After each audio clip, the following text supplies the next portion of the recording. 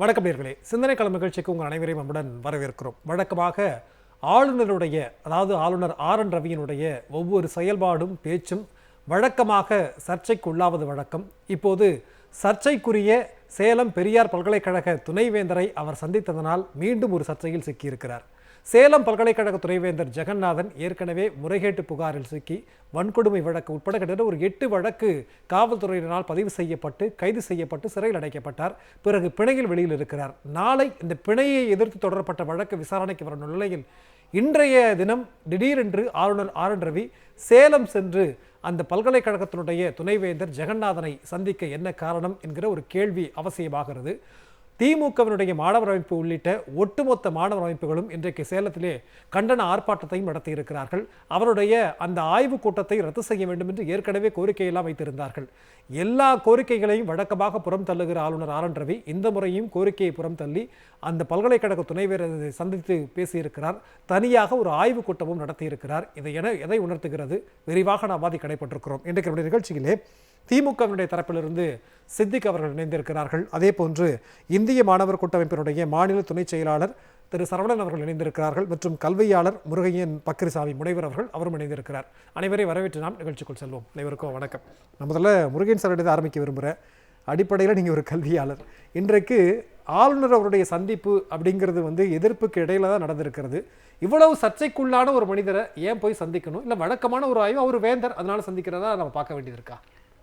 ரொம்ப அழகாக நீங்கள் தொடக்க உரையிலேயே சர்ச்சைக்கு உள்ளான ஆளுநர், சர்ச்சைக்கு உள்ளான துணைவேந்தரை சந்தித்திருக்கிறார்னு சொன்னீங்க. நான் இதை பற்றி ரொம்ப சிந்திச்சு பார்த்தேன். இப்போ 2 நாட்களுக்கு முன்னால் அவர் ஒரு நோட்டிஃபிகேஷனுடைய அவருடைய அறிவிப்பை திரும்ப பெற்றுக்கொண்டது, அந்த துணைவேந்தர் நியமனத்தில் பெற்றுக்கொண்டது. இன்றைக்கி அந்த பல்கலைக்கழகத்தில் போய் சேலம் பெரியார் பல்கலைக்கழகத்தில் ஒரு பல்வேறு குற்றச்சாட்டுக்களிலே ஏறத்தாழ 8க்கு மேற்பட்ட குற்றச்சாட்டுக்களை சுமத்தி இருக்கிற ஒரு துணைவேந்தருடைய அந்த பல்கலைக்கழகத்துக்கு போய் துணைவேந்தரை சந்தித்து அவர் மலர் கொத்து கொடுத்து வரவேற்று அந்த ஆய்வு கூட்டத்தை நடத்தியிருக்காங்க. எனக்கெல்லாம் ஒரு அரசு பணியில் நானும் இருந்திருக்கேன். ஒரு 35-36 வருஷம் இருந்திருக்கேன். ஒரு கூட்டம், ஒரு ஆய்வு கூட்டம், அதுவும் தமிழ்நாட்டினுடைய ஆளுநர் கலந்து கொள்ள போகிறார். அங்கே இருக்கிற அந்த துறை அலுவலர்கள்லாம் கலந்து கொண்டிருக்கிறார்கள். அப்படிங்கும்போது ஒரு கூட்டம் நடத்துவதென்றால் குறைந்தபட்சம் அதற்கு ஒரு அஜெண்டா, நிகழ்ச்சி நிரல் வேணும். ஒரு ஆய்வு கூட்டம் இது சாதாரணமாக ஒரு கூட்டம் அல்ல. அது போய் ஏதோ பேசணும், ஏதோ வந்தோம்னு அப்போ சொல்லுவாங்க. அதாவது confirmation of the previous minutes of the meeting அப்படின்னு தான் முதல்ல ஆரம்பிப்பாங்க. அதாவது ஒரு கூட்டம் ஆரம்பிக்கிற போது சென்ற கூட்டத்தினுடைய அறிக்கை, சென்ற கூட்டத்தில் ஏற்படுத்திய தீர்மானங்களை ஒப்புதல் வழங்குவது உள்ளிட்டு என்னென்ன தலைப்பில் நம்ம விவாதிக்க போகிறோம், சரி சார், இதெல்லாம் விவாதித்த பிறகு any other matter with permission of the சேர்னு கடைசியில் போடுவாங்க. ஏதாவது விவாதிக்க வேண்டும் என்று சொன்னால் அந்த கூட்டத்துக்கு தலைமை தாங்க அனுமதியோடு அதை விவாதிக்கலாம். ஒரு அஜெண்டா கிடையாது. இவர் என்னங்க ஆளுநர், நான் நினச்சி பார்க்குறேன், ஒரு அஜெண்டா கிடையாது. அங்கே ஒரு விசி, அவர் ஊழல் குற்றச்சாட்டுக்கு பிணையில் வெளியில் இருக்கிற ஒருத்தர், அவருக்கு தெரியாதா ஒரு கூட்டம் என்றால் அதற்கு ஒரு நிகழ்ச்சி நிரல் வேண்டும் என்று ஒரு அடிப்படை புரிதல் கூட இல்லாமல் இன்றைக்கு ஒரு பல்கலைக்கழகத்தில் கற்றுக் கொடுக்கிற பல்கலைக்கழகம் இல்லைங்களா, அதில் நடந்திருக்கிறது என்று சொன்னால் இதனுடைய உள்நோக்கம் என்னங்கிறது பச்சையா மக்களுக்கு தெரியத்தான் செய்யும். அதாவது நீங்கள் என்ன நினைக்கிறேன்னா, இவர் பாருங்களேன், அப்பப்போ அதாவது ஒரு விஷயத்தை பார்த்தீங்கன்னா எப்படியாவது ஒரு மக்களுடைய கவனத்தை தன் பக்கம் திசை திருப்புவது, ஏதாவது உளறி. சரி, இப்போ ஒரு நாய் போய் ஒரு மனுஷனை கடிச்சிருச்சுன்னு வச்சுங்களேன், நாய் மனுஷனை கடிக்குதுன்னா அது சாதாரண நாய் மனுஷனை கடிக்கும் சில நாய்கள். சரி, ஆனால் மனுஷன் போய் நாயை கடித்தான் மறுநாள் அது பூரா ப்ரெஸ்ஸில் எல்லாமே ஊடகத்தில் வந்துடும். இது என்னடா மனுஷன் போய் நாயை கடிக்கிறானேன்னு, இப்படி கவனத்தை திசை திருப்புவது. அதே மாதிரி தான் இன்றைக்கு இவ்வளவு சர்ச்சைக்கு உள்ளான ஒரு பிரச்சனைக்கு உள்ளான ஒரு பல்கலைக்கழகத்துக்கு போனால் அங்கே பிரச்சனை உருவாகும், இதை பற்றியான ஒரு கருத்து, ஒரு தவறான கருத்து ஏற்படக்கூடும் என்று தெரிந்தும் கூட பிறருடைய கவனத்தை அப்படி திசை திருப்புறது. திடீர்னு தமிழ்நாடு இல்லை தமிழகம்னு சொல்றது, திசை திருப்புறது. திடீர்னு நோட்டிஃபிகேஷன். எங்கேயாவது ஒரு ஆளுநர் என்பவர் ஒரு அரசமைப்பு சட்டத்தை அவர் தெரிந்திருக்காமல் இருந்தால் கூட அவருக்கு எத்தனை ஐஏஎஸ் படித்த அதிகாரிகள் இருப்பார்கள். ஒரு துணைவேந்தர் தேடுதல் குழுவை நியமனம் செய்யக்கூடிய அந்த மரபு யாருக்கு உண்டு? இங்க உயர்கல்வித்துறைக்கு உண்டு. உயர்கல்வித்துறையிலிருந்து தான் அந்த சுற்றறிக்கை வெளியிடப்பட வேண்டும் என்று தெரிந்திருந்தும் கூட நீங்க என்ன பண்றீங்க? அதுக்கு ஒரு தேடுதல் குழுவை நியமித்து அதுக்கு ஒரு அறிக்கையை வெளியிட்டு அந்த அறிக்கையை நேற்று வாபஸ் வாங்குறீங்க. அப்போ உங்களை எப்பவுமே உங்களை ஒரு வகையில் அது நான் என்ன சொல்றேன், விளம்பரப்படுத்துவது கூட ஒன்று. இவர் என்ன நினைக்கிறாருன்னா, இங்கே செயின்ட் ஜார்ஜ் கோட்டையில் சட்டமன்றம் தேர்ந்தெடுக்கப்பட்ட திராவிட பிரதிநிதிகளாலே திராவிட மாடல் அரசு இங்கே ஆட்சி புரிந்து கொண்டிருக்கிறது, நான் ஆளுநர் மாளிகளை இருந்து கொண்டு போட்டி அரசாங்கம் நான் இங்கே ஒன்று நடத்திக்கிட்டு இருக்கேன் நினைக்கிறாரா? இல்லைன்னு சொன்னா இவர் எதிர்கட்சி ஒரு அரசியலுடைய எதிர்கட்சி தலைவர் மாதிரி தான் செயல்பட வேண்டும் என்று நினைக்கிறாரா? இல்லது மக்களுடைய கவனத்தை மனுஷன் போய் நாயை கடிக்கிற மாதிரி எப்ப பார்த்தாலும் ஏதாவது ஒண்ணு வெகண்டவாதமா தெரிஞ்சே அறிந்தே இப்படி எல்லாம் சொல்லி மக்களுடைய கவனத்தை தன் பக்கம் திசை திருப்புவது என்ற நோக்கிலே செயல்படுகிறாரா? இல்லது இப்படி நிறைய ஆட்சி நடத்துவதை விட நான் ஒரு சனாதன ஆட்சி நடத்தி நான் ஒரு பெருமை பெறப்போகிறேன் என்று நினைக்கிறாரா? இதெல்லாம் பார்த்தீங்கன்னா ஒரு வெகண்டவாதமாக செய்யக்கூடிய இந்த 4 செயல்களைத்தான் இவர் செய்து கொண்டிருக்கிறார் என்பது என்னுடைய புரிதல். நிச்சயமா சார். அப்ப ஒரு ஆளுநர் ஆய்வுக்கு போறார் அப்படின்னா ஒரு அஜெண்டா அடிப்படையில் இருக்கணும். இந்த அஜெண்டா இல்லைன்றது வேணும். அப்ப ஆளுநருடைய அஜெண்டா என்னவா இருக்கும்? இந்த 4 நீங்க சொல்லுங்க. அங்கதான் இருக்கு. இதுல அஜெண்டா அங்க இல்ல. ஆனா ஆளுநருக்கு ஒரு அஜெண்டா, இந்த ஊழல் புரிந்த துணைவேந்தர் ஜெகநாதனை காப்பாற்ற வேண்டும். ஏன்னா அவர் பிஜேபியில ஒரு உறுப்பினர் இருக்கக்கூடியவர், பிஜேபி சார்ந்தவர், காப்பாற்ற வேண்டும். இல்லைன்னா ஊழல் புரிந்த ஒரு துணைவேந்தர் அந்த பல்கலைக்கழகத்துக்கு இன்னைக்கு போகணும்னு என்ன அவசியம் இல்ல? நிச்சயமா சார். இல்ல உங்களுடைய வாதம் என்பது ஏற்கக்கூடிய ஒன்றுதான். ஆனா எதிர்த்தரப்புல இருந்து கேள்வி கேட்டா அவர் குற்றச்சாட்டுக்கு உள்ளானவர் தான், ஒன்னும் நிரூபிக்கப்படலை, ஏன் சந்திக்க கூடாதுன்னு கேள்வி வைப்பாங்க. நம்ம பேசுவோம். அடுத்த சுற்றில் நான் வரேன், நான் பேசுவேன், பதில் சொல்றேன். கண்டிப்பா நம்ம பேசுவோம். சரவணன், இன்றைக்கு ஆர்ப்பாட்டம் எல்லாம் நடத்திருக்கிறீங்க, கண்டன ஆர்ப்பாட்டம், கருப்பு கொடி ஏந்தி. ஆளுநருடைய வருகை ஏன் நீங்க புறக்கணிக்கிறீங்க? என்ன காரணம்? அவர் வேந்தர் அடிப்படையில் அஜெண்டாவே இல்லைனாலும் ஆய்வு செய்யறதுல அவருக்கு என்ன சிக்கல் இருக்க போகுது? வணக்கங்க. பொதுவா ஆளுநர் வரதுல நம்ம எந்த சிக்கலும் கிடையாது. ஆனா இன்னைக்கு துணை வேந்தர் குற்ற வழக்குகள் இருக்கும்போது அவர் சந்திக்க வராங்க. இன்னைக்கு கோயம்புத்தூர்ல அவருக்கு நிகழ்ச்சி இருக்கு. அவர் அங்க பல்வேறு நிகழ்ச்சிகள் பங்கெடுக்க போறாரு ஆளுநர். ஆனா அவர் ஒரு 2 மணி நேரம் ஓய்வு எடுக்கணும் அப்படின்ற அடிப்படையில இங்க ஆய்வு அப்படின்ற அடிப்படையில வராரு. பொதுவா இன்னைக்கு நீங்க பார்க்கக்கூடிய சூழல்ல பல்வேறு சர்ச்சைகள்ல பெரியார் பல்கலைக்கழகம் மாட்டிக்கிட்டு இருக்க. 1997 பல்கலைக்கழகம் துவங்கப்பட்ட நாள்ல இருந்து இன்னைக்கு வரைக்கும் பல்வேறு சர்ச்சைகள்ல பல்கலைக்கழகமும் பல்கலைக்கழகத்துல பணியாற்றக்கூடிய துணைவேந்தரா இருக்கலாம், பதிவாளரா இருக்கலாம், இப்படியான சர்ச்சைகள் போயிட்டு இருக்கு. நம்ம இங்க பல்கலைக்கழகத்துல துணைவேந்தர் மீது 8 வழக்குகள்ல காவல்துறை வழக்குகள் பதிவு செய்யப்பட்டிருக்கு.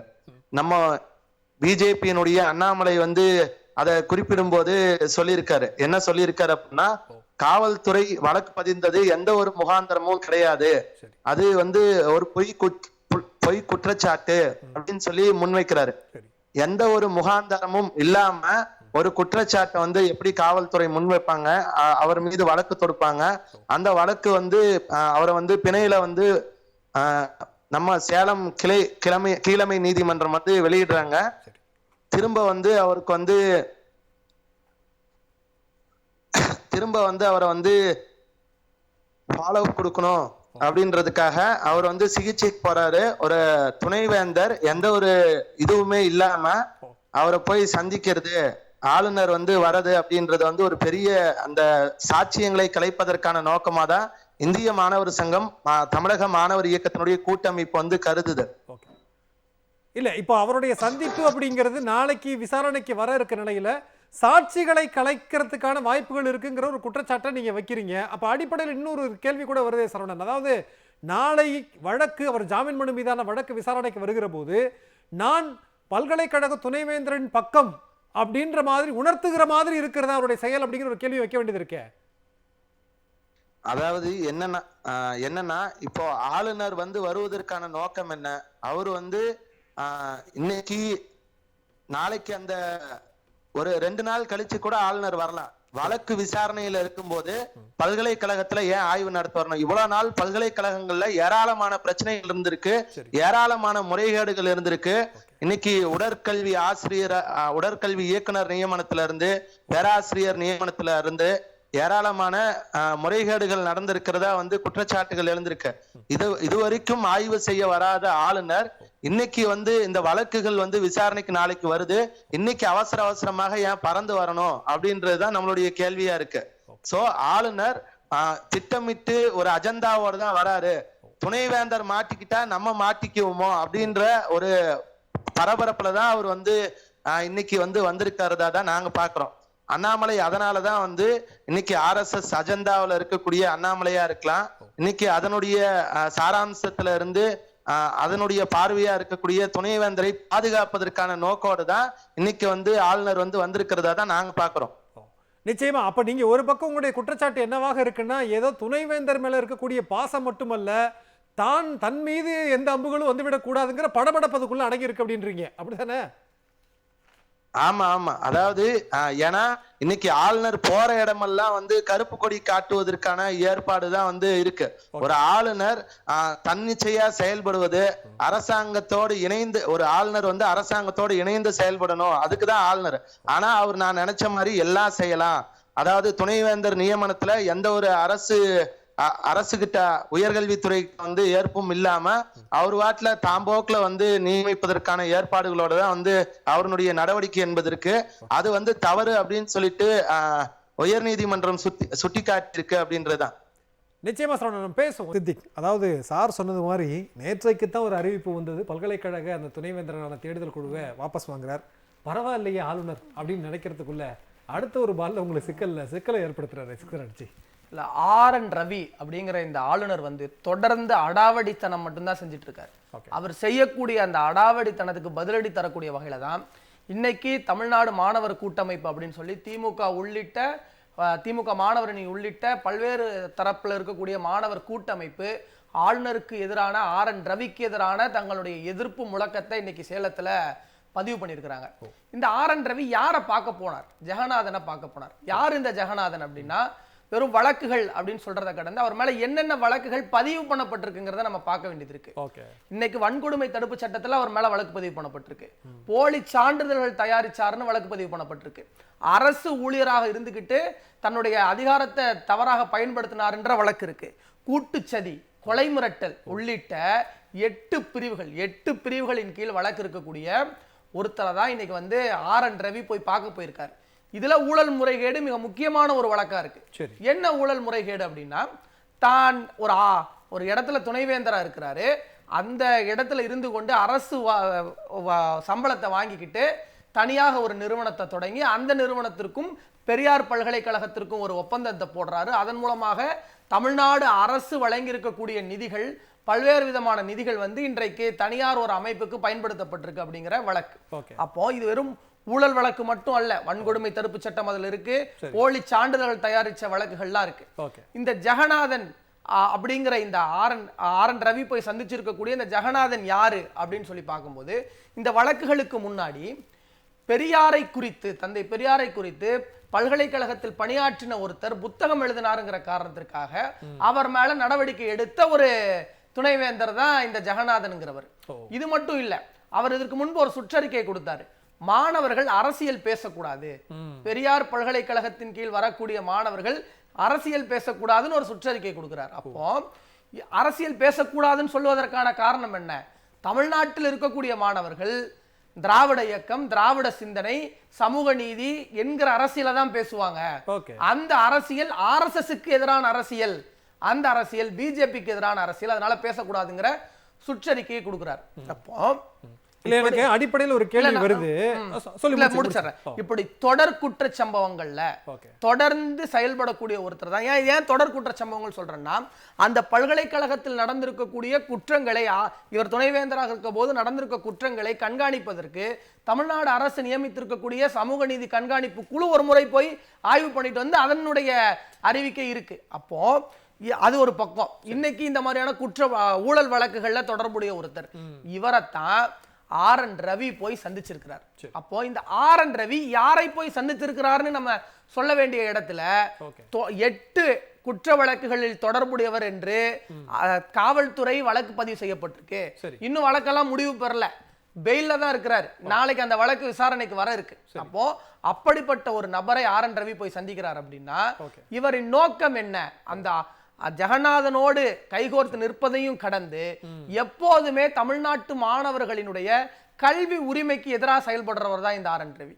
இன்னைக்கு மாணவர்கள் களத்தில் நின்று போராடி இருப்பது, மாணவர் கூட்டமைப்பு ஆர்.என். ரவிக்கு எதிராக குரல் கொடுத்திருப்பது அப்படிங்கிறது அவர் தொடர்ந்து தமிழ்நாட்டு மக்களின் உரிமைகளுக்கு எதிராக செயல்படுவதற்கான ஒரு முழக்கமா தான் நம்ம அந்த இடத்துல பார்க்க இல்ல. கண்டிப்பா எனக்கு முதல்ல சரவணன் அவர்கள் பேசும்போது சொன்னாங்க ஒரு விதமான படபடப்பு இருக்கு, நம்ம எங்கேயாவது சிக்கல்ல மாட்டிப்போமோ அப்படின்னு. பட் நீங்க சொன்ன குற்றச்சாட்டின் அடிப்படையில் ஒரு கேள்வி இயல்பாவே வருது. அந்த அதாவது அவருடைய பல்கலைக்கழக துணைவேந்தருக்கு ஏன் துணை நிற்கிறார் அப்படின்னா அவர் செஞ்ச ஊழலுக்கு அவர் துணை போகிறாராங்கிற ஒரு கேள்வியை வித்தெடுக்கிறார். இன்னொரு பக்கம் நீங்க சொன்ன விஷயம் அடிப்படையில நாமளும் பெரியார்னு எழுதி கொடுத்தா சட்டமன்றத்தில் விட்டுட்டு வாசிக்கிறோம், இவரும் அந்த புத்தகத்துக்கு எதிராக தடை விதிக்கிறார், இல்ல அவர் மேல் நடவடிக்கை எடுக்கிறார் அப்படின்னா சித்தாந்த ரீதியாக ஒரே மாதிரி இருக்கிறாங்கிற துணை போகிறதா அப்படின்னு ஒரு கேள்வி வைக்க வேண்டியது. அதான் இது சித்தாந்தத்தினுடைய கூட்டு தான். நம்ம அந்த இடத்துல இருந்து தான் இதை பார்க்க வேண்டியது இருக்கு. பெரியார் பல்கலைக்கழகத்தினுடைய துணைவேந்தரா இருந்துகிட்டு பெரியாரை குறித்து புத்தகம் எழுதக்கூடிய ஒருத்தர் மேல புத்தகம் எழுதுறதுங்கிறது நமக்கு பல்கலைக்கழக விதிகளின்படி அது ஏற்க முடிந்ததா. அங்க பணியாற்றக்கூடிய ஒரு ஆசிரியர் கலை இலக்கியம் போன்றவற்றில் பணியாற்றலாம், அதில் அவர் மேல நடவடிக்கை முடியாதுங்கிறது பல்கலைக்கழகங்களினுடைய விதிகளாக இருக்கு, யூனிவர்சிட்டி கிராண்ட் கமிஷனுடைய விதிகள்ல இருக்கு. அப்படி இருக்கும்போது பெரியாரை குறித்து புத்தகம் எழுதின ஒரே காரணத்திற்காக ஒருத்தர் மேல நடவடிக்கை எடுக்கிறாருன்னா அவருடைய சிந்தனை எப்படி இருக்குன்னு பாருங்க. அந்த துணைவேந்தராக இருந்த ஜெகநாதனுடைய சிந்தனை எப்படிப்பட்ட சிந்தனை அப்படிங்கிற ஒண்ணு இருக்கு. அப்போ ஆர்.என். ரவியினுடைய சிந்தனை என்னங்கிறது நம்ம பார்க்க வேண்டியது இருக்கு. ஏன் இன்னைக்கு மாணவர்களுடைய போராட்டம் அப்படின்னு நான் சொல்றேன்னா, நீட் என்கிற நுழைவுத் தேர்வு நம்மை போன்ற மாணவர்கள் நுழையவே கூடாது, மருத்துவ கல்விக்கு நுழையவே கூடாது என்கிற காரணத்திற்காக ஒன்றிய அரசால் கொண்டு வந்தப்பட்ட ஒரு நுழைவுத் தேர்வை எதிர்த்து தமிழ்நாடு சட்டமன்றம் ஒருமனதாக தீர்மானம் போடுது நீட் வேண்டான்னு சொல்லி. அதை திருப்பி அனுப்பிய அவர் ஆர்.என். ரவி. கிடப்பில் போட்டாலே அதற்கு செல்லாதுன்னு தான் பொருள்னு அறிக்கை கொடுத்தவர் ஆர்.என். ரவி. அந்த மசோதாவை திருப்பவும் நம்ம சட்டமன்றத்தில் நிறைவேற்றி அனுப்புனதெல்லாம் தமிழ்நாடு அரசு எடுத்திருக்கக்கூடிய நடவடிக்கை. அப்போ புதிய கல்விக் கொள்கைக்கு ஆதரவா பேசுறாரு. புதிய கல்விக் கொள்கையை தமிழ்நாடு எதிர்க்கிறது. ஏன்னா அது புதிய கல்விக் கொள்கை அல்லாது ஆவி கல்விக் கொள்கைன்னு நம்ம சொல்றோம். நீட் தேர்வு என்பது எங்கள் மாணவர்களுடைய கல்வி உரிமையை பாதிக்கக்கூடியதுன்னு நம்ம சொல்றோம். இப்படி தொடர்ச்சியாக தமிழ்நாட்டு மக்களினுடைய கல்வி உரிமைக்கு எதிராக செயல்படுறவர் இந்த ஆர்.என். ரவி. அந்த ஆர்.என். ரவி தான் இன்னைக்கு போய் நம்முடைய ஜெகநாதன் அப்படிங்கிற 8 குற்ற வழக்குகளில் குற்றம் சாட்டப்பட்ட ஒருத்தரை சந்திச்சிருக்காரு. நீங்க ஒரு கேள்வி கேட்டீங்க, என்னன்னா குற்றச்சாட்டுகளுக்கு தானே உள்ளாயிருக்கிறாரு, இவரை போய் ஆர்.என். ரவி எப்படி சந்திச்சது எப்படி ஒரு தப்பா வரும் அப்படின்னு கேக்குறீங்க. இதுக்கு சரியான ஒரு விளக்கம் இருக்கு. இன்றைக்கு மாண்புமிகு அமைச்சர் அண்ணன் செந்தில் பாலாஜி அவர்களுடைய வழக்குல அமலாக்கத்துறை குற்றம் சாட்டுச்சு. இன்னைக்கு வரைக்கும் நேத்து நீதிமன்றம் கேள்வி எழுப்பி இருக்கு, குற்றம் சாட்டுன நீங்களே இன்னைக்கு வரைக்கும் ஆதாரத்தை கொடுக்க முடியலையே, அப்ப எந்த அடிப்படையில நீங்க வழக்கு போட்டீங்கன்னு கேட்டுச்சு. அப்படி இருக்கும்போது அரசியலமைப்பு சட்டத்திற்கு எதிராக அரசியலமைப்பு சட்டத்தையே மீறி அவர் அமைச்சராக தொடரக்கூடாதுன்னு சொல்லி அறிக்கை விட்டு வெளியிட்டவர் ஆர்.என். ரவி. தமிழ்நாடு சட்டமன்றத்தினுடைய திராவிட மாடல் முதலமைச்சர் அரசியலமைப்புக்கு சட்டத்துக்கு எதிராக ஆர்.என். ரவி செயல்பட்டு அதெல்லாம் பார்த்துட்டு அமைதியா இருக்க முடியாதுன்னு சொல்லி நம்முடைய அரசு இதழில் வெளியிட்டார் அமைச்சராக தொடருவார்னு. அப்புறம் பின்னால வாபஸ் வாங்கினார். நான் போய் டெல்லியில போய் ஆலோசனை பண்ணிட்டு வரேன்னு சொல்லி வாபஸ் வாங்கினார். அப்போ குற்றம் சாட்டப்பட்ட ஒருத்தருக்கு எதிராக இவரே இதற்கு முன்பு ஒரு ஸ்டாண்ட் எடுத்திருக்கிறாரு. இன்னைக்கு அப்ப இவரை போய் சந்திக்கிறார் அப்படின்னு சொன்னா அப்ப இவரோடு தொடர்பு இருக்கிறதா அப்படிங்கிற ஒரு கேள்வியை நம்ம எழுப்புறோம். ஏன்னா ஜெகநாதன் மீது போடப்பட்டிருக்கக்கூடிய ஒரு வழக்குல கூட்டு சதிங்கிற ஒண்ணு இருக்கு, அந்த பிரிவின் கீழும் வழக்கு இருக்கு அப்படிங்கறத நான் இந்த இடத்துல மென்ஷன் பண்ணணும்னு நினைக்கிறேன். ஓகே, கூட்டுச்சதி அப்படிங்கிற அந்த வார்த்தைக்குள்ள 1008 இல்ல, நான் ஜெகநாதன் மீது போடப்பட்டிருக்கக்கூடிய வழக்கில் ஒன்று கூட்டுச்சதி, அதை மட்டும் தான் நான் மென்ஷன் பண்றேன். ஓகே, முருகன் சார் ஏற்கனவே அவர்கிட்ட கேட்ட கேள்விதான் உங்கள்கிட்ட கேட்ட கேள்வி. அவர் பதில் சொன்னார், குற்றம் சாட்ட ஒருத்தரை ஆளுநர் சந்திக்க என்ன தப்பு, இப்ப இதே நீதிமன்றம் தண்டனை வழங்கி இருக்கு அப்படின்னா அது ஒரு நியாயம் இருக்கு. அதாவது ஒரு அரசு பணியாளர், ஒரு அரசாங்கத்தினுடைய ஊழியராக இருப்பவர், ஒரு துணைவேந்தராக இருக்கிறார். ஒரு சம்பளமில்லா ஒரு மதிப்புறு தொழில் செய்வதாக இருந்தால் கூட அரசாங்கத்தினுடைய அனுமதியை பெற்று செய்ய வேண்டும். ஏன்னா இவர் ஒரு பொறுப்பில் இருக்கார். இவர் என்ன சொல்ற, பெரியார் பல்கலைக்கழக தொழில்நுட்ப தொழில் முனைவோர் ஆராய்ச்சி அறக்கட்டளைன்னு ஒன்று தொடங்கி அந்த அறக்கட்டளையோடு 8 கல்வி நிறுவனங்களோடு புரிந்துணர்வு ஒப்பந்தத்தை, நீ பெரியார் பல்கலைக்கழகத்தோடு புரிந்துணர்வு ஒப்பந்தம் போட்டு நாங்கள் யாரும் கேட்க மாட்டோம். ஆனால் நீ தனியாக ஆரம்பித்திருக்கிற ஒரு அறக்கட்டளை ட்ரஸ்டில் நீங்கள் எடுத்து கல்வி நிறுவனங்களோடு ஒப்பந்தத்தை போட்டு அதில் யாரை இன்வால்வ் பண்ணுறீங்க? அங்கே பணியாற்றக்கூடிய பேராசிரியர்களை, அங்கு பணியாற்றக்கூடிய ஊழியர்களை பயன்படுத்தி இந்த அறக்கட்டளையை நீங்கள் வளர்க்கிறீர்கள், அதிலிருந்து லாபம் சம்பாதிக்க முனைகிறீர்கள் என்று சொன்னால் அரசு பணியில் இருந்து கொண்டே இந்த வேலையை செய்கிற உங்களை பார்க்க கவர்னர் வர்றாரு என்பது எவ்வளவு பெரிய ஒரு அறிவீனமான செயல் என்பதைத்தான் நாம் கேட்க வேண்டியிருக்கு. இல்ல, அப்போ அடிப்படையில் இன்னொரு கேள்வி சார், இது ஏதோ பண சம்பந்தப்பட்ட மோசடி அப்படிங்கிறதையும் கடந்து சித்தாந்த ரீதியான, அதுதான் 2 பேருமே சொன்னாங்க, சித்தாந்த ரீதியான ஒரு, அதாவது அது முதலே சொல்லிட்டீங்களா, இவரும் சர்ச்சைக்கு உள்ளானவர், அவரும் சர்ச்சைக்கு உள்ளானவர், இவரை போய் சந்திப்பது ஒரு சித்தாந்தம், நம்மளும் மாட்டிக் கொள்ளக்கூடாது என்கிற ஒரு சித்தாந்த ரீதியான ஒரு சந்திப்பாக கூட இருக்கலாம். 2வது பார்த்தீங்கன்னா ஒரு துணைவேந்தரை கைது பண்ணியிருக்காங்க, 8 குற்றப்பிரிவுகளில் கைது பண்ணியிருக்காங்க. சொன்ன மாதிரி PhD மாணவர்கிட்ட பணம் வாங்கினது, பாலியல் பலாத்காரம், சான்றிதழ்கள், போலீஸ் சான்றிதழ்களுக்கு நியமனம் கொடுத்தது போன்ற குற்றச்சாட்டு, சாதி வன்கொடுமை, எல்லாத்துலேயும் இவங்க மேலே அந்த குற்றச்சாட்டுகளோடு அரெஸ்ட் பண்ணி பெயிலில் வந்திருக்காரு.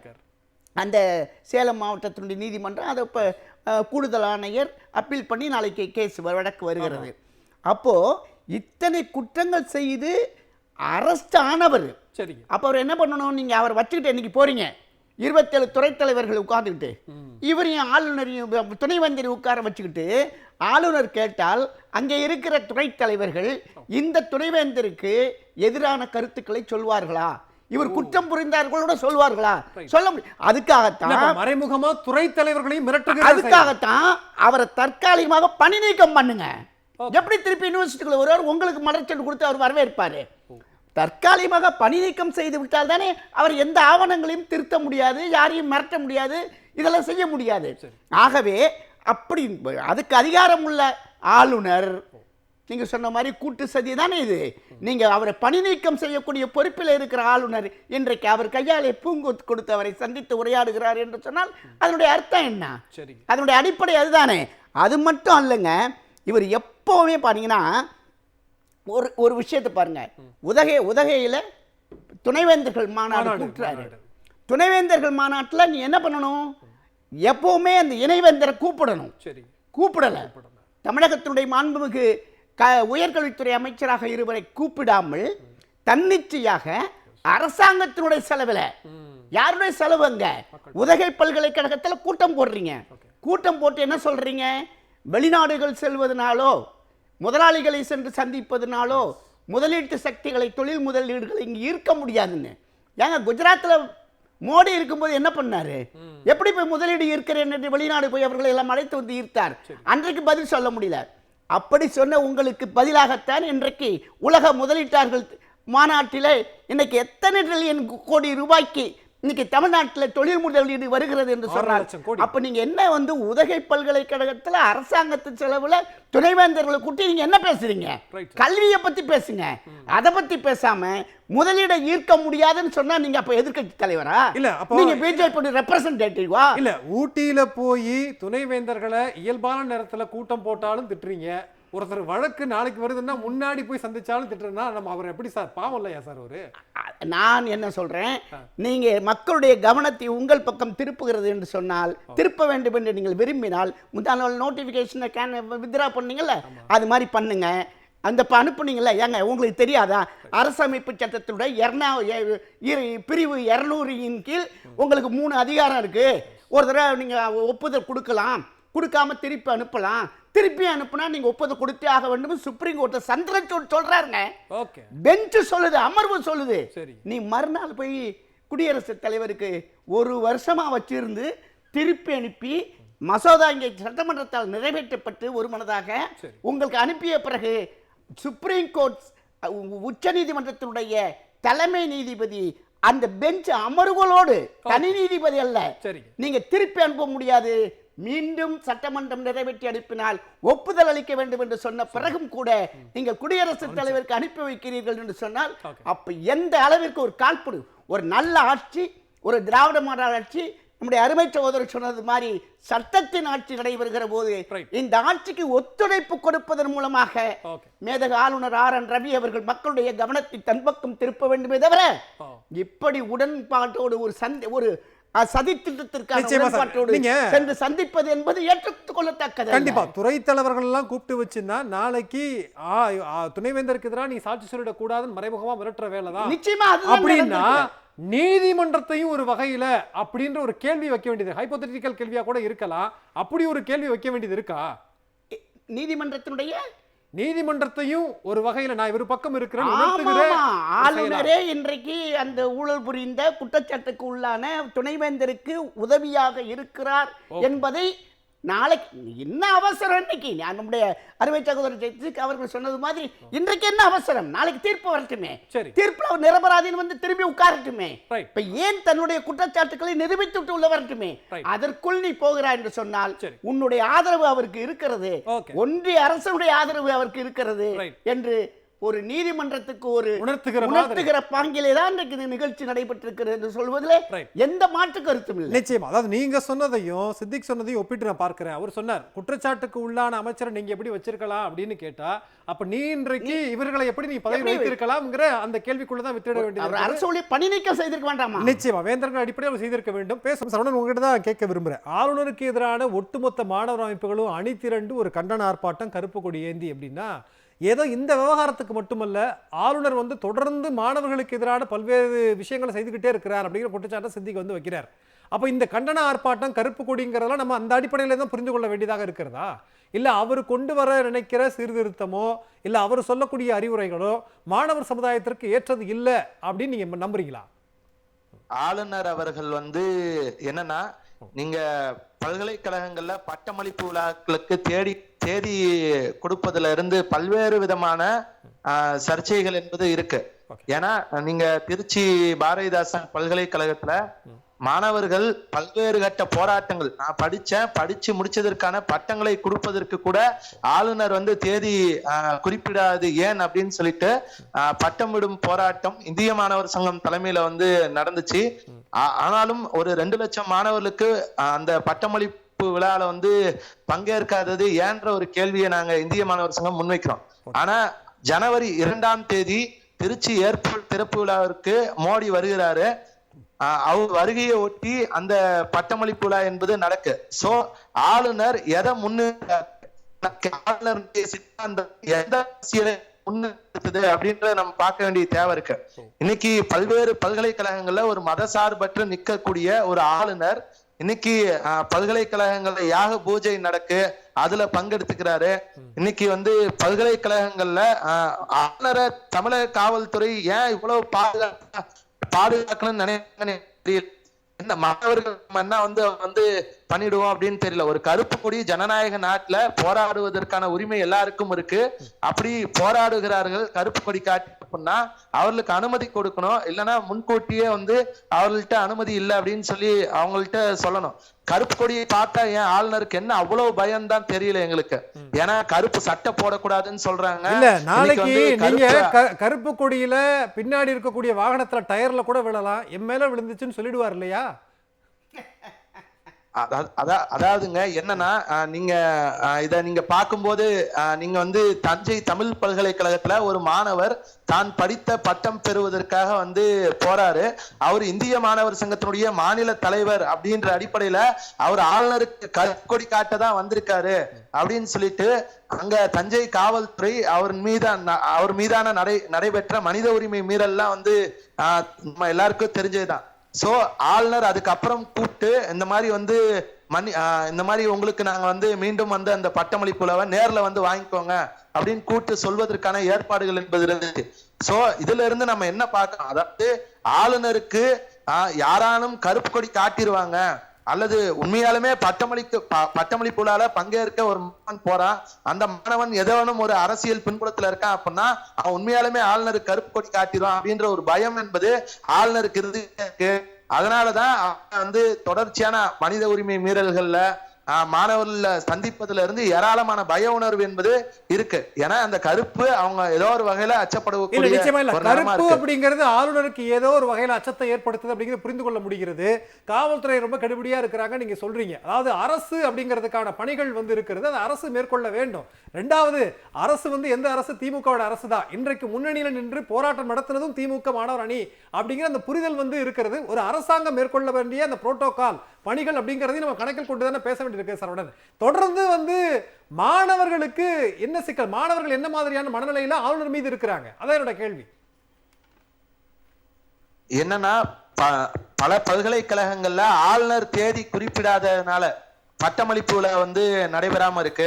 இன்னைக்கு தமிழ்நாட்டில் இருக்கக்கூடிய லட்சக்கணக்கான மாணவர்கள் அந்த பட்டமளிப்பு நடக்கணும் அப்படின்னு ஏற்பாடு இருக்கும்போது ஆளுநரினுடைய தேதி அது தேவையா இருக்கு. அதே போல இருக்குன்றதுனாலதான் இங்க அவர் தேதி குறிப்பிடாத பல மாணவர்களுக்கு பாதிப்பா இருக்கு அப்படின்றதான். நிச்சயமா பட்டமளிப்பு விழாவிற்கு போறதில்ல, ஆனா இந்த மாதிரி குற்றச்சாட்டுக்கு உள்ளானவரை போய் சந்திக்க போறார் அப்படிங்கிற ஒரு குற்றச்சாட்டை நீங்க வைக்கிறீங்க. நான் பேசுவோம் அடுத்த சுற்றுகள்ல. சித்திக், என்னன்னா இப்போ ஒவ்வொன்றும் ஒரு டூலா பார்க்க வேண்டியது இருக்கிறதா? இப்போ துணைவேந்தர் ஒரு பொலிட்டிக்கல் டூலா ஆயிட்டாராங்கிற ஒரு கேள்வி கூட வைக்க வேண்டியது இருக்கு. ஏன்னா ஆளுநர் போய் சந்திக்கிறார், அதுல ஒரு அரசியல் இருக்கு அப்படின்னா சந்திக்கிற நேரத்திலேயே சந்தித்த உடனேயே போலீசார் சோதனை பண்ணுவது ஒரு அரசியல் இல்லையான்னு ஒரு கேள்வி யாராவது வச்சுட்டா? இல்லை, முதல்ல ஒரு விளக்கத்தை சொல்லிடணும் அப்படின்னு நான் நினைக்கிறேன். இன்றைக்கு வந்திருக்கக்கூடிய தமிழ்நாடு மாணவர் மன்றத்தினுடைய ஒரு அறிக்கை, அதில் இருக்கக்கூடிய 2 லைன் மட்டும் நான் படிக்கிறேன். ஒன்றிய பாசிச பாஜக அரசின் ஏஜென்ட்டாக இருக்கும் ஆளுநர் ஆர்.என். ரவியை தமிழ்நாடு மாணவர் இயக்கங்களின் கூட்டமைப்பு வன்மையாக கண்டிக்கிறது. மேலும் உடனடியாக ஆளுநர் அவர்கள் பல்கலைக்கழக ஆய்வு பணியை ரத்து செய்ய வேண்டும் என்று வலியுறுத்துகிறது. அடுத்த லைன், அதையும் மீறி ஊழல் வழக்கில் தொடர்புடைய நபருக்கு ஆதரவாக தமிழ்நாடு ஆளுநர் ஆர்.என். ரவி சேலம் பல்கலைக்கழகத்துக்கு நுழைய முற்படுவாரே ஆனால் அனைத்திந்திய கிராமப்புற மாணவர் சங்கம் உள்ளிட்ட திமுக மாணவர் அணி உள்ளிட்ட தமிழ்நாடு மாணவர் கூட்டமைப்பு சார்பில் மாபெரும் கண்டன ஆர்ப்பாட்டம் நடைபெறும். ஆர்.என். ரவி உள்ளே போனால் ஆர்ப்பாட்டம் நடைபெறுங்கிற அறிக்கையில முதலில் கையெழுத்து போட்டிருக்கக்கூடியவர் யாரு அப்படின்னு சொல்லி நீங்க பாத்தீங்கன்னா சிவிஎம்பி எழிலரசன், திமுக மாணவர் அணி செயலாளர். திமுக மாணவர் அணி தான் இன்னைக்கு இந்த நாங்கள் மட்டும் நடத்தணும்னு சொல்லல, ஒட்டுமொத்த மாணவர் இயக்கமும் இன்றைக்கு ஆர்.என். ரவியை எதிர்த்து, தமிழ்நாட்டு மாணவர்களின் கல்வி உரிமையை எதிர்த்து அவர் பேசுறாருன்னா அதற்கு களத்துல நிப்போன்னு மாணவர் கூட்டமைப்பு வந்திருக்கு. நீங்க களத்துல நீங்கன்னு சொல்லிட்டு திமுக ஒதுங்கி நிக்கல, உங்களோட கூட்டத்தில் தலைமை தாங்கி களத்துல நின்றுருக்கு திமுக. அப்போ ஆர்.என். ரவியை, ஆளுநரை, தமிழ்நாட்டு மக்களுக்கு எதிராக செயல்படக்கூடியவர் யாராக இருந்தாலும் மக்கள் போராட்ட களத்திற்கு வந்தால் அந்த மக்களோடு தலைமை தாங்கி களத்தில் திமுக நிற்குங்கிறது இன்னைக்கு உறுதிபட நமக்கு தெரிஞ்சிருக்கு. அதனால ஆர்.என். ரவியை பார்த்து அச்சப்பட வேண்டிய இடத்துல எல்லாம் திமுக இல்ல. ஏன்னா தமிழ்நாடு சட்டமன்றம் இதுவரைக்கும் சந்திக்காத வகையில தந்தை பெரியார், பேரறிஞர் அண்ணா, தலைவர் கலைஞர் பேரை படிக்க மாட்டேன்னு ஆர்.என். ரவி சொன்னா அந்த ஆர்.என். ரவியை சட்டமன்றத்திலிருந்தே ஓட வைத்த வரலாறு திராவிட மாடல் முதல்வர், தமிழ்நாட்டினுடைய இன்றைய முதல்வர் தளபதி மு.க. ஸ்டாலினுடைய வரலாறுங்கிறத பார்வையாளர்களுக்கு தெரியும், தமிழ்நாட்டு மக்களுக்கும் தெரியும். இப்ப ஆர்.என். ரவியினுடைய இந்த பிரச்சனைக்கு வந்துருவோம். இன்னைக்கு தமிழ்நாடு அரசு முன்னெடுத்திருக்கக்கூடிய இந்த விஷயம் அப்படிங்கிறது அது ஒரு புரோட்டோகால், அது நீங்க முன்பே குறிப்பிட்டிருக்கிறீங்க. ரெண்டாவது, ஆர்.என். ரவி போன்ற சட்ட மசோதாக்களை கிடப்பில் வைத்துக்கிட்டு ஆளுகிற பிஜேபி ஆளாத மாநிலங்களில் ஆளுநர்கள் செய்யக்கூடிய அடாவடிகளை குறித்து உச்சநீதிமன்றம் ஒரு ஸ்டேட்மெண்ட் கொடுத்துச்சு. You are playing with fire, நீங்கள் நெருப்போடு விளையாடுகிறீர்கள். மக்களால் தேர்ந்தெடுக்கப்பட்டிருக்கிற மாநில அரசுகளுக்குத்தான் உரிமை இருக்கு, ஆளுநர் ஒரு நியமன பதவிதான், நீங்கள் அதிகார அத்துமீறல் செய்கிறீர்கள். இதெல்லாம் நான் சொல்லல, திமுக சொல்லல, உச்சநீதிமன்றத்தினுடைய தலைமை நீதியரசர் சந்திரசூட் சொல்லி இருக்கக்கூடிய வரிகள். யூ ஆர் பிளேயிங் வித் ஃபயர்ங்கிற வரி. அப்போ ஆர்.என். ரவி இன்னைக்கு என்ன பண்றாரு அப்படின்னா தமிழ்நாடு அரசை தாண்டி, தமிழ்நாடு அரசு எடுக்க வேண்டிய முடிவுகளை தாண்டி, அரசியலமைப்பு சட்டத்தை தாண்டி செயல்படுறாரு அப்படிங்கறத குறிப்பிட்டு இன்னைக்கு நம்ம பல இடங்கள்ல குறிப்பிட்டிருக்கிறோம். அதுல ஒன்று என்ன அப்படின்னு சொன்னா, ஜனாதிபதிக்கு சில நாட்களுக்கு முன்பாக திமுக உள்ளிட்ட கட்சிகளின் சார்பில் அனுப்பப்பட்டிருக்கக்கூடிய ஒரு கடிதம், அதுல திமுக சார்பில் குறிப்பிடப்பட்டிருக்கிறது என்னன்னா, ஆளுநர் என்பவர் தமிழ்நாட்டில் இருக்கிற ஆர்.என். ரவி தொடர்ந்து அரசியலமைப்பு சட்டத்துக்கு எதிராக செயல்படுகிறார். அரசியலமைப்பு சட்டம் என்பது இந்தியா இஸ் a secular stateன்னு சொல்லுது. ஆளுநர் இந்தியா என்பது ஒரு மதத்திற்குரிய நாடுன்னு சொல்றாரு. இது முழுக்க முழுக்க அரசியலமைப்பு சட்டத்துக்கு எதிராக இருக்கிறதுன்னு ஜனாதிபதிக்கு கடிதம் எழுதி இருக்கிறோம். இதெல்லாம் ஏன் நான் இவ்வளவு தெளிவா சொல்றேன் அப்படின்னா, ரவி செய்யக்கூடிய அத்துமீறல்களை இன்றைக்கு நாடாளுமன்றத்திலும் ஜனாதிபதி கிட்டையும் மக்கள் மன்றத்திலையும் தொடர்ந்து குரல் எழுப்பக்கூடிய இயக்கமாக இன்றைக்கு திமுக இருக்குங்கிற ஒரு கருத்தியலை நீங்க சொல்லி குற்றச்சாட்டுக்கு உள்ளான ஒருவரை ஏன் சந்திக்கணும், அதுவும் நாளைக்கு வழக்கு விசாரணைக்கு வர நேரத்துல ஏன் சந்திக்கணும் அப்படிங்கிற பார்வை நீங்க வைக்கிறீங்க. அவரு நிரபராதிங்க, அவர் தூய்மையானவருங்க அடிப்படையில அவர் ஏன் சந்திக்கணும், அவரு பார்வை வைக்க கூடாது. தூய்மையானவர், நிரபராதி, இதெல்லாம் யாரு சொல்லணும்? இதெல்லாம் சொல்லக்கூடியவர் சொல்றதுக்கு தான் ஒரு அதிகார அமைப்பு இருக்கு. அதற்கு பெயர் நீதிமன்றம். நீதிமன்றத்தின் மேலையும் RSS காரங்களுக்கு நம்பிக்கை கிடையாது, கான்ஸ்டிடியூஷன் மேலையும் நம்பிக்கை கிடையாதுன்னா சட்டத்தின்பால் ஆட்சி செய்யக்கூடிய நம்ம எப்படி கேள்வி கேட்காம இருக்க முடியும்? இன்னைக்கு குற்றம் சாட்டப்பட்டவர் குற்றவாளியா இல்லையாங்கிற முடிவுக்கு வரக்கூடியவர் யாருன்னா நீதிமன்றமும் நீதி அரசர்களும் தானே. அண்ணாமலையும் ரவியும் முடிவுக்கு வர முடியாது. இல்ல, நீங்க வரக்கூடாதுன்னு ஒட்டுமொத்த மாணவர் அமைப்பும் இன்னைக்கு போராடுறீங்க. அவர் சொன்னா கேட்கிறவரா அப்படிங்கிற பல்வேறு விஷயங்கள் நமக்கு நம்ம இருக்கு, வருஷமா பாக்குறோம். ஆனா தெரிஞ்சோ தெரியாமலோ மீண்டும் மீண்டும் ஆளுநர் ரவிக்கு விளம்பரம் தேடி கொடுத்து கொண்டே இருக்கிறோமோ? இல்ல, ஒரு விஷயம் ஒண்ணு இருக்கு. சொன்னா கேட்கக்கூடியவரா அப்படிங்கிற ஒரு கேள்வி நீங்க முன் வச்சீங்க. சொன்னா பயந்து ஓடக்கூடியவருங்க ரவி. இதுக்கு உச்ச நீதிமன்றத்துல அவங்க போட்ட அஃபிடவிட்டே ஒரு சாட்சியா இருக்கு. ஒரு அஃபிடவிட்ல என்ன தெரியுமா சொல்லியிருந்தாங்க? ரவி கொடுத்திருக்க ஒரு அறிக்கை இருந்துச்சு. என்னன்னா, தமிழ்நாடு அரசின் சார்பில் அதிமுகவினுடைய ஆட்சி காலத்தில் ஊழல் செய்த அமைச்சர்கள் மீது நடவடிக்கை எடுக்கணும்னு நாங்க கொடுத்திருந்தோம்னு சொன்னோம். உங்களுக்கு நாங்க அதற்கான கோப்புகள் அனுப்பப்பட்டிருக்கோம்னு சொல்லும் போது ரவி இல்ல, எங்களுக்கு அப்படிலாம் கோப்புகள் வரலன்னாரு. உச்ச நீதிமன்றத்தில் என்ன தெரியுமா சொன்னாரு? வந்துருச்சுன்னு சொன்னார். அப்போ ரவி நம்ம எடுக்கக்கூடிய நடவடிக்கைகளுக்கு பயப்படக்கூடியவர், பெற்றுக்கொண்டோம் அப்படிங்கிற அத்தாட்சி கவர்மெண்ட் கிட்ட இருக்கு, பயப்படக்கூடியவர். இப்போ அந்த தேடுதல் குழுவை திரும்ப பெற்றார். எதனால் திரும்ப பெற்றார்? தமிழ்நாட்டில் எழுந்த அழுத்தத்தால் திரும்ப பெற்றாரு. அரசியலமைப்பு சட்டத்துக்கு எதிராக செயல்படுறதுக்கு இது குஜராத்தோ ஊபியோ இல்ல, பெரியாரால் அண்ணாவால் கலைஞரால் பக்குவப்படுத்தப்பட்ட மாநிலங்கிற காரணத்தால நான் முடிச்சிடறேன். அந்த ஒரே ஒரு காரணத்துக்காக சொல்றேன். சொன்னா கேட்க மாட்டார், சொன்னா பயந்து ஓட வைத்திருக்கிற மாநிலம் தமிழ்நாடு. அதுக்கு ஒரு மிகச்சிறந்த உதாரணம் தான் சட்டமன்றத்தில் நடந்த நிகழ்வு. எழுந்து ஓடுனதை நம்ம பார்த்தோம்ல. இல்ல, அவர் பதுங்குறார், நான் இல்லன்னா சொல்லல, ஆனா திரும்ப திரும்ப பாயிறாரு அப்படிங்கறத இல்ல பாயிறாருங்கிறது இல்ல, தொடர்ந்து பதுங்குறதுக்கான வேலையை தான் அவர் செஞ்சுட்டு இருக்காரு. அதுல ஒண்ணுதான் ஆன்லைன் ரம்மி. ஆன்லைன் ரம்மியில் என்ன நடந்துச்சு? நான் உயர் நீதிமன்றத்துக்கு போய் ஆன்லைன் ரம்மிக்கு தடை வேணும்னு திமுக பெற்றுட்டு வந்துச்சு. அப்போ நீங்க ஒரு விஷயத்தை புரிஞ்சுக்கோங்க, எல்லா இண்டிபெண்டன்ட் பாடியையும் கையில எடுத்துக்கிட்டு அதிகாரத்தை மீறி செயல்பட முடியும்னு பாஜக நினைக்கிறதுல முதல் ஆயுதமா அவங்க கையில் எடுத்திருக்கிறது ரவி போன்ற ஆளுநர்களை. ஆனா இந்த விஷயத்தை இன்னைக்கு பல மாநிலங்கள் உச்ச நீதிமன்றத்துக்கு வந்திருக்கு. நாங்க பாஜக ஆளாத மாநிலங்களில் ஆளுநர்கள் அதிகார அத்துமீறல்களை செய்யறாங்கன்னு. ஆனா முதலாக உச்ச நீதிமன்றத்துக்கு போய் பேரறிவாளன் வழக்குல நமக்கு தெரியும் அவருடைய அதிகாரத்தை மீறி உச்ச நீதிமன்றத்தை முடிவெடுக்க வைத்த மாநிலம் தமிழ்நாடு. அப்ப ஆளுநர் செய்யக்கூடிய எல்லா அதிகார அத்துமீறல்களுக்கும் முற்றுப்புள்ளி வைக்கக்கூடிய ஒரு மாநிலம் திராவிட மாடல் அரசு நடக்கிற தமிழ்நாடுங்கிற நம்ம தெரிஞ்சுக்கணும். உங்களுடைய நிறைவான பார்வை 2 ப்ளீஸ்.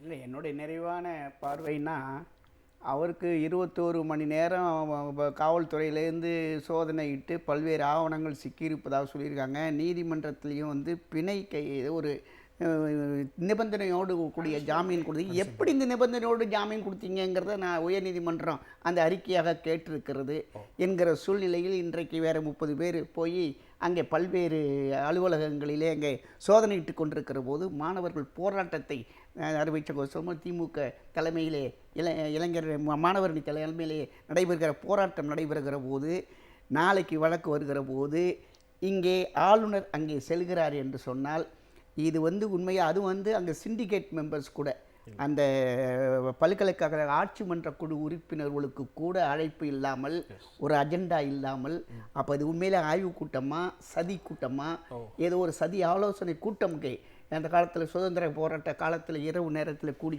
பேசுவதைப் போல இன்றைக்கு இவருடைய அதிகாரம் இருக்கிறது என்ற காரணத்தினாலே அதிகாரத்தோடு போய் அங்கே சதி ஆலோசனை கூட்டம் நடைபெற்றதா, அல்லது நானும் இந்த இவருக்கு ஊழல் புரிந்த துணைவேந்தருக்கு துணையாக இருக்கிறேன் என்பது நீதிமன்றத்துக்கு தெரிவிக்க வேண்டும். எப்படி தெரிவிக்கிறது? பெட்டிஷனை போட முடியும், இப்போ தெரிவிச்சுக்கலாம் இல்லையா என்று தெரிவிக்கிறாரா என்றெல்லாம் ஒரு சந்தேகத்தை ஏற்படுத்தி இருக்கிறதோடு அல்லாமல், நம்ம 2007 நல்ல மத்திய மாநில அரசுடைய அந்த உறவு முறை குறித்து அந்த பூஞ்சி கமிட்டி ரொம்ப அழகாக சொன்னாங்க.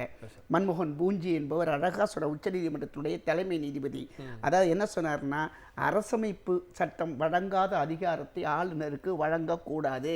அப்படி வழங்குனா அதில் மோதல் போக்கு நிலவும்.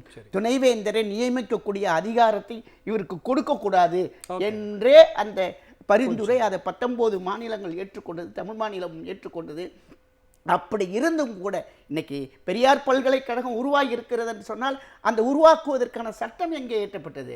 உங்க பாராளுமன்றத்திலேயே இயற்றப்பட்டது இல்ல, தமிழ்நாடு சட்டமன்றம். ஒரு பல்கலைக்கழகத்தை உருவாக்கக்கூடிய அந்த சட்டத்தை இயற்றக்கூடிய அரசமைப்பு அதிகாரம் படைத்த மாநில அரசுடைய அனுமதி இல்லாமல் நீங்க ஒவ்வொன்றும் செய்யறீங்கன்னா அதற்காக தான் இந்த வேந்தரை ஆளுநர் வேந்தராக இருப்பதிலிருந்து நீக்க வேண்டும் என்கிற அந்த மசோதா அனுப்பப்பட்டது. அதையும் நம்முடைய அருமை அழகா சொன்னாரு. பயந்தாங்குள்ளி ஆர்.என். ரவி ஒன்று நாளைக்கு கேஸ் வருதுன்னு எனக்கு திருப்பி அனுப்புறாரு. ஏங்க இதே மாதிரி தான் நாளைக்கு கேஸ் வருது இங்கே ஓடின மாதிரி அங்கே திருப்பி கொடுத்தாரு. ஆகவே இப்படி செயல்படுகிற ஆளுநர் நாகாலாந்துலேருந்து தமிழ்நாட்டுக்கு வந்தார்ல, தமிழ்நாட்டிலேருந்து அவர் பிஜேபி ஸ்போக்ஸ்மேனாக எங்காவது போயிருட்டோம். அதோடு இங்கேருந்து அனுப்பிவிட வேண்டும் என்பதுதான் தமிழ்நாட்டு மக்களுடைய விருப்பம். அதுக்காகத்தான் அவர் இந்த வேலையெல்லாம் செய்கிறாரோ எனக்கு சந்தேகமா இருக்கு. Right sir. சரவணன், உங்களுடைய நிறைவான பார்வை ரொம்ப ரொம்ப சுருக்கமா. இவ்வளவு போராட்டங்கள்லாம் பண்றதுனால ஆளுநர் உங்களுடைய பேச்சை கேட்பார் இல்ல அச்சு வந்து ஒரு பயந்துருவார் அப்படின்னு நீங்க நினைக்கிறீங்களா? ரொம்ப சுருக்கமா ப்ளீஸ். அதாவது ஆளுநருக்கு அப்படியான அச்ச உணர்வே இல்லை அப்படின்றதுதான். ஏன்னா இன்னைக்கு பெரியார் பல்கலைக்கழகம் சமூக நீதியை பேசுற பெரியார், சமத்துவத்தை பேசுற பெரியார் பல்கலைக்கழகத்துல இடஒதுக்கீடு பிரச்சனை இருக்கு, ஆசிரியர் பணி நியமனத்துல இடஒதுக்கீடு பிரச்சனை இருக்கு, அதை பற்றி எல்லாம் ஆளுநருக்கு கவலை இல்லை. இன்னைக்கு அதே பெரியார் பல்கலைக்கழகத்துல மாணவர்களுக்கு போதுமான அடிப்படை வசதிகள் இல்லை, அது பற்றி எல்லாம் ஆளுநருக்கு கவலை இல்லை. ஆனா இந்த வழக்கு பிரச்சனை ஆய்வு பண்ணணும் அப்படின்றது தொடர்பாக மட்டும் ஒரு அலுவல் சார்ந்து வருவது அப்படின்றது நியாயம் இல்லை அப்படின்றதான் சொல்றது. இன்னொன்னு, ஆளுநர் வந்து ரப்பர் ஸ்டாம்பா இங்க தமிழ்நாட்டுல இருக்கிறதுக்கு அவரை ஒன்றிய அரசாங்கம் திரும்ப பெறணும், அதுதான் சரியா இருக்கும். ரப்பர் ஸ்டாம்பா இங்க இருக்கிறது வேஸ்ட்னு சொல்றது. நிச்சயமா திரும்ப பெற வேண்டும் அப்படிங்கிற ஒரு கோரிக்கை உங்களுடைய நிறைவான பார்வை. ரொம்ப ரொம்ப சுருக்கம். 8 வழக்குகள்ல தொடர்புடைய ஜெகநாதனை ஆர்.என். ரவி ஆளுநர் என்கிற பதவியில இருந்து போய் பார்த்தது அப்படிங்கிறது கண்டனத்துக்குரியது, கண்டிக்கத்தக்கது. உங்களுடைய அதிகாரத்திற்கு கீழே இருக்கக்கூடிய ஒருத்தர் மேல 8 வழக்குகள் பதிவு செய்யப்பட்டிருக்கு.